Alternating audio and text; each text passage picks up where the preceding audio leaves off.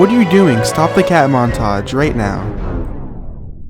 To be the bearer of bad news, but this book has nothing to do with cats at all. Oh, come on. Did you think it was just going to be a book about saving a cat? And now for the boring things I'm legally required to say. The book Save the Cat by Blake Snyder is a screenwriting book and explores many common sense techniques and practices that screenwriters lack today. Snyder's reason for writing the book is simple.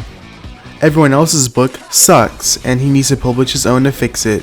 He claims that other books are just therapy sessions that make you feel like your uninteresting story about summer camp can be successful, and Blake Snyder is here to tell you it can't. Snyder has a simple purpose too. He just wants to pass down what he's learned over his years of being a screenwriter in hopes that we'll use his techniques and pass it down in later generations. Snyder's claim is that the film industry has lost its focus on good screenwriting. Snyder backs up his claim with two major points, the first being failure of character development. If we have no desire for the character to win, it's a failure.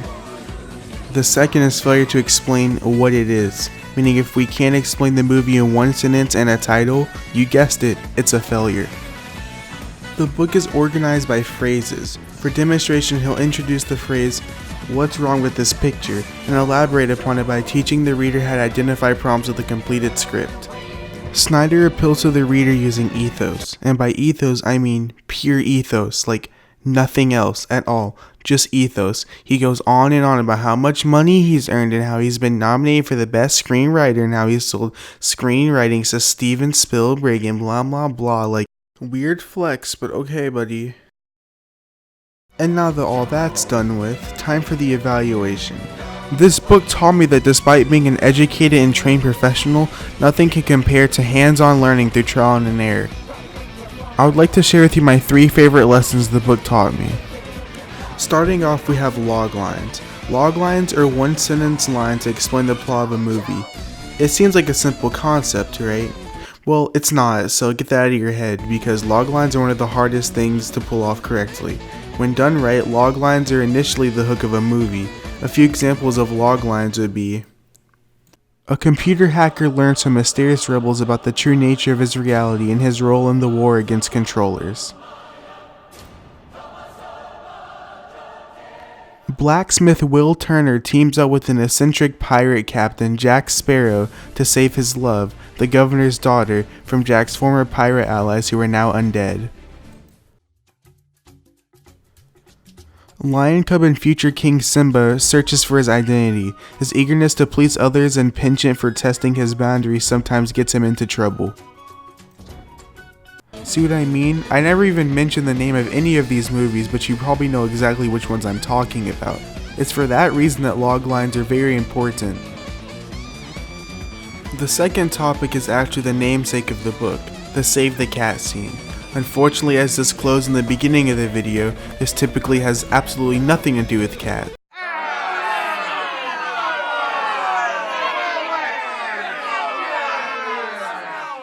The Save the Cat scene is a scene that makes you say, wow, this guy, or girl, we don't discriminate here, isn't so bad. This scene is typically first and sets up the main character as someone we root for. Movies that don't add this scene are basically doomed to fail. Just look at Lara Croft, Tomb Raider: The Cradle of Life. I know, you probably haven't heard of it, cause neither have I, and that's cause it was a complete and utter failure. The only redeeming factor of the Lara Croft character was that she was cool. She had no sense of humor, personality, or let's be honest, any redeeming feature. The director just kinda put Angelina Jolie in a $2.5 million latex bodysuit and hoped it would end well. And guess what? It didn't. The best part is that all this could have been avoided if the director spent $4 on writing a Save the Cat scene, so that we would have at least an ounce of respect for the character. For my final topic, we have the 10 movie genres. Simply put, these are genres that every movie can fall under. For demonstration, both Jaws and Alien have the exact same plot, as both fall under the monster in the house category.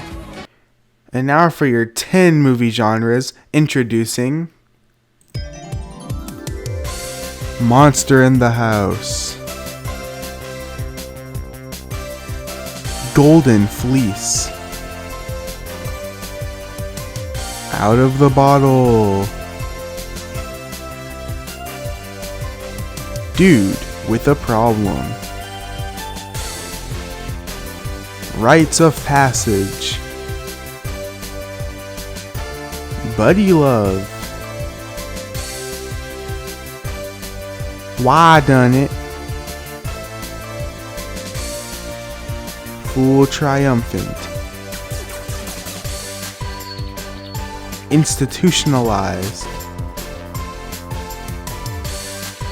And superhero.